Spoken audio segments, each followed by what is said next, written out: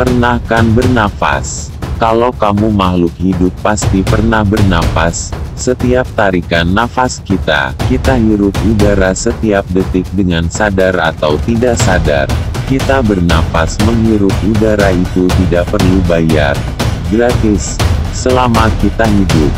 Ya kalau sudah mati, kita beli berapapun udara untuk nafas, gak akan dikasih. Jadi nafas itu untuk orang hidup saja. Diberikan cuma-cuma. Artinya Allah itu menanggung kita. Ini contoh saja. Ini misalkan, nafas kita digunakan berlebih. Kamu lari, atau naik gunung dengan berlari. Jantung berdetak lebih cepat memompa nafas. Nafas jadi boros. Hirupan nafas harus cepat pula. Karena kamu berlari dan naik dari tempat rendah ke tempat tinggi dengan cepat. Artinya kamu tidak menggunakan nafas dengan sewajarnya dan seperlunya, tapi berlebih. Atau digunakan neko-neko. Kamu jadi ngos-ngosan. Kalau jantungmu TDK kuat, aliran darah ke otakmu jadi lowat. Kamu akan pingsan.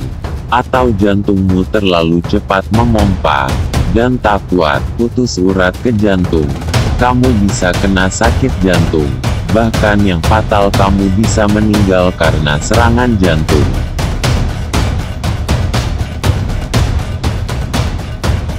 Nafas itu saya gunakan contoh. Jadi manusia itu sebenarnya apa saja, entah itu nafas, rizki, kesempatan, kesehatan, kedudukan, dan apa saja di dunia ini, itu sudah dijamin oleh Allah. Bukan manusia saja, tapi semua makhluk hidup di dunia ini sudah dijamin oleh Allah untuk mendapatkan fasilitas kehidupan untuk hidup yang wajar. Tapi ini contoh, kita diberi rizki sebagaimana nafas. Jika kita di dunia ini hidup yang wajar sebagai kapasitas kita, rizki itu tak akan kurang. Manusia akan berkecukupan.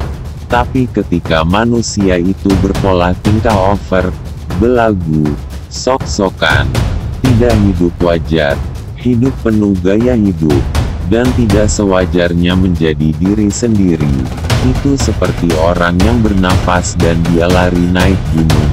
Maka jantung ekonominya terpacu, kebutuhan hidupnya membengkak berdetak lebih cepat dari sewajarnya.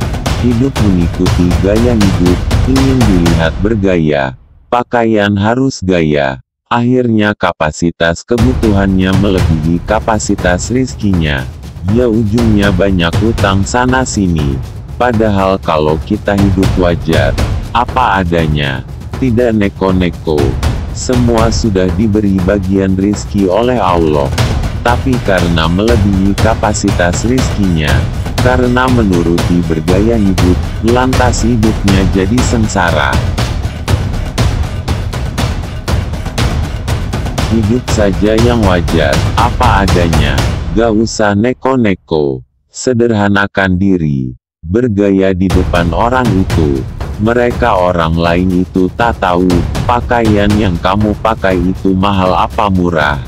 Jadi jangan gengsi memakai yang sederhana. Orang itu suka tidak suka pada kita itu bukan pada pembungkus kita tapi pada hiasan budi pekerti kita yang mulia.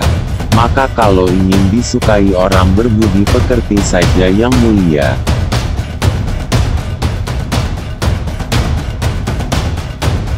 Untuk berbudi pekerti yang mulia itu bukan dengan nunduk-nunduk jika lewat di depan orang, tapi dengan cara memperbaiki lahir batin sholat kita. Sebab dengan sholat yang benar lahir batinnya akan terbentuk pribadi kita yang mulia.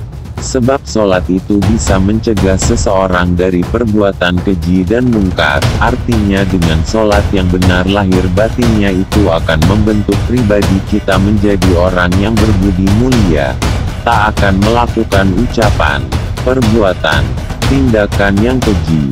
TDK akan menyumpah serapah, tidak akan menghujat, tidak akan menghina, memfitnah, mengadu domba, dan tidak akan melakukan perbuatan yang mungkar. mengingkari agama, tidak akan syirik, munafik, kufur nikmat, iri, dengki, menghasut. Artinya kok seseorang itu masih melakukan perbuatan keji dan perbuatan mungkar, maka itu tandanya sholat orang itu belum benar. Sang Kiai.